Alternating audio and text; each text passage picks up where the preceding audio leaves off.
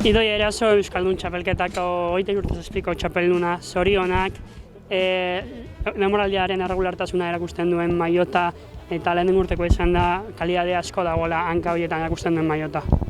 Bai, mila esker, egia esan oso pozik lortutakoarekin, urte hasieran ez nuen espero hau lortuko nuela eta oso pozik. Demoraldia luz egin da azkenean, imaginatzen hauekin ibiltzea, hola ibiltzea eta hainbeste hilabetez gogorra esaten dela, oraindik helburu asko falta dira, baina orain arteko balorazioa zein da? Oso ona dela uste dut, izan ere, hasieratik ja poliki erritmoa hartzen joan naiz eta gero denboraldi bukaera polita izan dudala uste dut.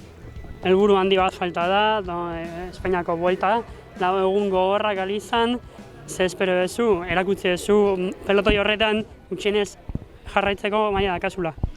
Bai, hori ja beste maila bat da, ni pixkat berago nagoela uste dut, baina disfrutatzera goaz eta ahal dugun guztia ematera.